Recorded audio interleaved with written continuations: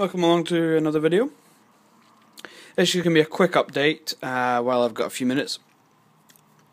It's going to be update, I think it might be number 2 or it might be the first proper update, I can't remember, for my Revell 132 Hawk, the Red Arrows one.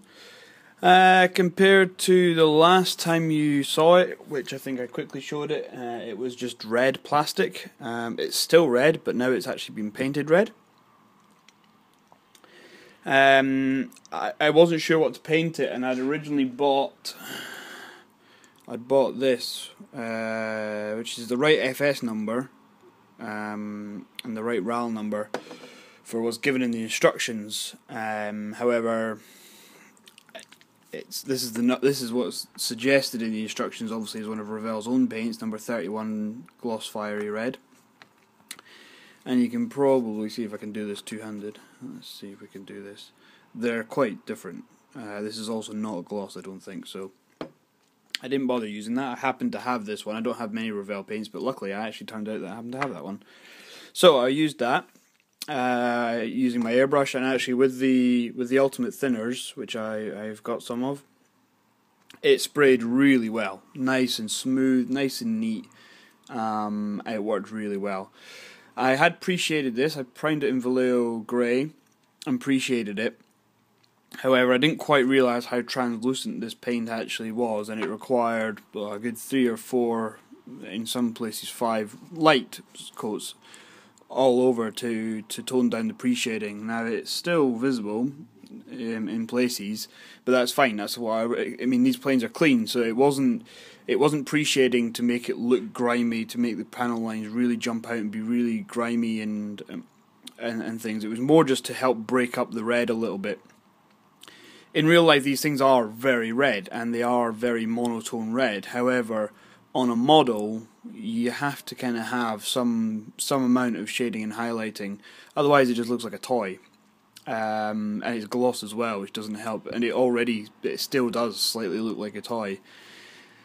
So the Preshading is still evident in some places. This light is really terrible. That makes it look really flat. It's not quite so flat in real life. But the light today is terrible, so I've got my desk lamp on, which just blanks everything out. So Cockpit's masked up, obviously. Cockpit's painted. Here you can see the main gear has been painted light grey and then had a wash of black. The tyres were painted Vallejo Model Air NATO black, which is a really nice, almost chalkboard black. It's not as grey as German grey, which is the only other kind of dark grey I could have, because obviously matte black is too. I think that works quite well for tyres actually. Gives them a slightly kind of scuffed look, which is quite good. I quite like that. So that's the undercarriage there. The dye tank is there. It looks a little bit brighter than the rest because I didn't bother Preshading that because well, you know, it's just one tank. So it does look a touch lighter than the rest. However, I think once I've done panel line wash on it all, it should hopefully tone it all together. It's only one bit as well, so it doesn't stand out too bad. If I can get the light over here. I masked up the blue section on the tail. Excuse me.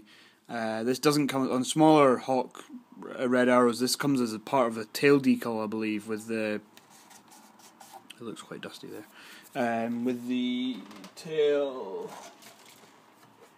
decal. Anyway, whereas on this kit, only the white bit is a decal. So I masked that up and painted that each side. And actually, I'm really pleased because I got it even on each side. It's symmetrical. The tape's just there because when I was doing other things I kept hitting the top off the desk and I didn't want to rub the paint off, so that's just protection for now. Wingtip lights still need to go in, I'll do them last. Excuse me. And if we take a look at the underside, I masked and painted last night the wheel wells. So they've had a black wash. They are quite a grubby in the real thing.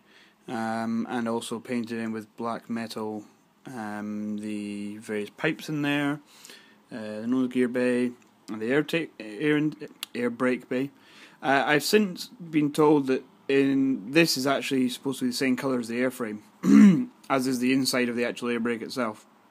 I've done them both grey. I'm not that fussed, really. Apparently, I don't think it really matters. I'm not having mine open all the way anyway, it's just going to be partly open just for a little bit of interest. So yeah, I'm not so fussed. Hopefully the Preshading is still a little bit evident on the other side of the wings here. I think it just adds a nice little bit of tonal variation. You can see it here, which helps break up the fact that it's just one colour. The arrow was masked and sprayed. The air brake was in place while it was there. It's here, so it does have the matching lines on it. It needs touched up in places. There's a tiny bit of overspray here. There's some little leakage bits down panel lines here. This just needs a little touch up, but generally I'm really pleased with how that came out. This side looks a bit better than this side, but you know, I think generally it's okay. This bit's going to have a streak over it and stuff anyway. These are on here, so there's on the sprues still are the three strakes that go in here. I believe they're actually the actuator fairings for the flaps. The middle one is entirely white. This one has I think it's this one. Yeah, one of these ones. The rear part needs to be white as well, so that still needs to be masked and painted. And there's a bunch of just small aerials and antennas and whatnot that need to be stuck on, but I thought I'm not going to bother doing them because they'll fall off for now. Over here are the main gear doors, the red on one side. These need to be cut into 3 sections because actually that's an inside part, and also they still need the white stripe because obviously the thing goes through it, so that needs to be painted still. These are just sat in for now. Actually, one side I need to go over them a bit more. They need to sand down.